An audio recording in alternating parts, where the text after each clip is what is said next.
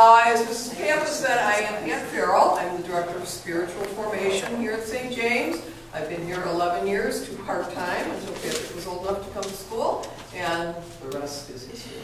I'm a graduate of several universities. The two that probably are most interesting to you are Loyola, Religious Ed, and the Institute of Spiritual Leadership, where I specialized in spiritual direction with, actually kind of made it up, with children, because there was nothing out there for children in terms of spiritual direction. You waited till you were 40 years old, you had a spiritual crisis, and then you could go to spiritual direction. That's the background that should interest you. The other background that I hope you find most interesting is the background of your young people.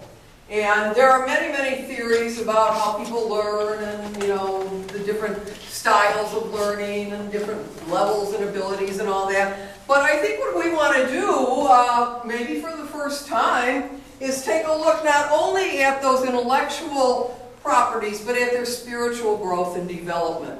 I don't think there's anybody in this room who would say we live in a society that supports families, that supports people of faith, or anything else like that. We are in an uphill battle. Okay, we've got one another. So look around. Do you seem to know each other? Call upon each other if you need each other. But we really are up against quite a challenge in raising moral children of good faith who retain that faith. You are so lucky to be in this parish because our religious education is so well integrated from preschool all the way through youth ministry and now beyond. We've extended youth ministry into that group of 18 to 30-year-olds. Okay? So I want to tell you a little bit about students your children's ages. And we go through various levels of development. Certainly infants have to learn to trust. And they learn to trust first from you. Okay? Who else do we have to trust? You're saying it, Gail. Teachers. Oh, God! Okay? Fundamental to our relationship with God. Our God is a God of relationship, constantly calling us to that. And we have to learn to trust that. The only way an infant, a young child, a preschool child, early childhood is going to learn that is through you. And that's why with the disruptions in our culture, in family life, we have so many children who never learn to trust. And then they develop another generation of people who do not trust. Right after they learn to trust you, and you think, oh, my dear little thing, they're going to leave me. I remember the day that my son was mad at me, Joe, when he was about, not quite 2, Joe. And my daughter, Ann, was about 4, and Joe said to me, go to your room. This is about 4:15, 4:30, I thought, yes. And Ann said, Joe, don't do that to her. And I thought, oh, my little girl, always be with me. So she goes to her room now, we're not going to get supper.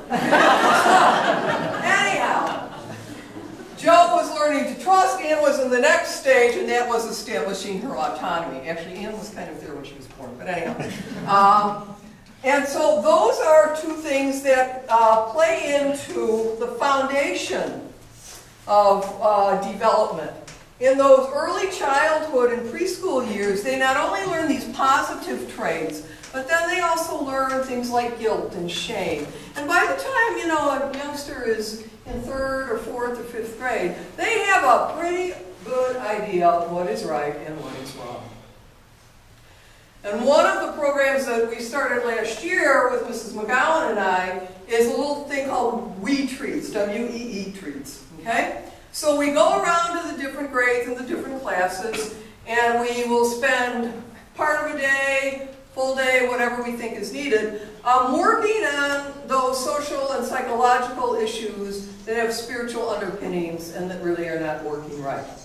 With the children in your age group, one of the things, you know, we cannot get away from in this culture, obviously, is bullying.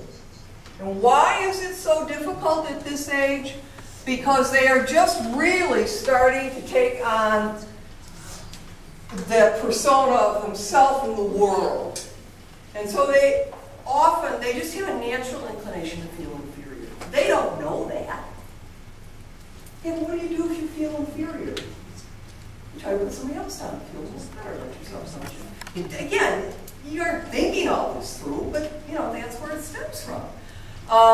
Again, as we look at culture, it is a very common thing.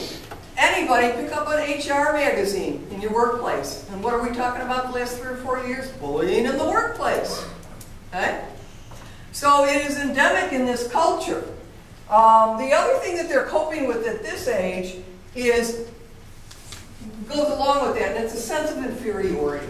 You know, they're old enough and wise enough and witty enough to realize that they're kind of stuck in the middle.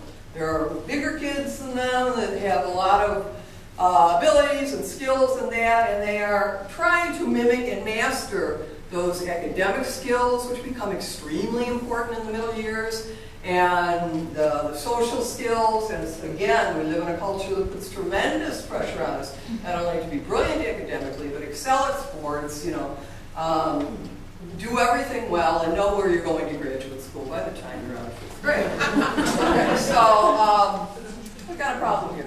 The one thing we are not addressing, though, as a culture is that fundamental spiritual side. And you are not going to succeed. You are always going to feel inferior if you are relying on yourself or you are relying on the outside culture to tell you your value.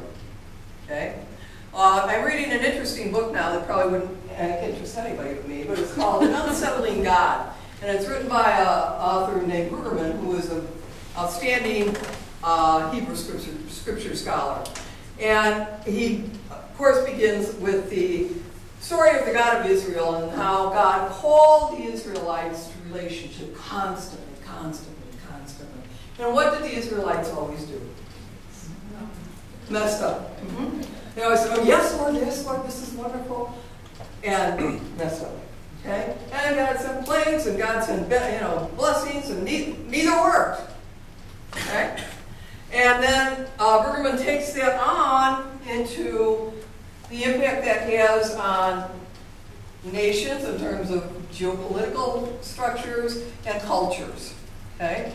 And I must say that I was rather saddened when I picked up the Tribune on Sunday and saw on the front page at the bottom that the 10th anniversary memorial in New York on 9/11 will purposely have no one of any faith represented there. There will not be a prayer uttered at this service.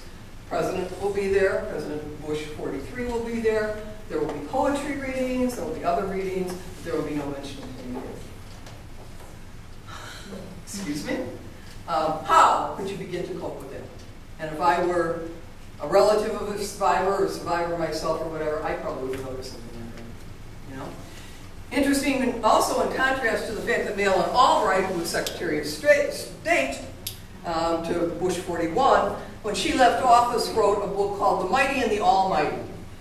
And her thesis was that the geopolitical issues are not going to be solved until political leaders bring the people of faith, the leaders of all the faiths, to the table as well, and integrate that into our discussions. Okay? What has it got to do with 3rd to 5th graders?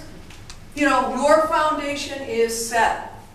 What they are going to do in that arena is there. And it's up to you to keep reminding them, to keep calling them like God calls all of us to faith.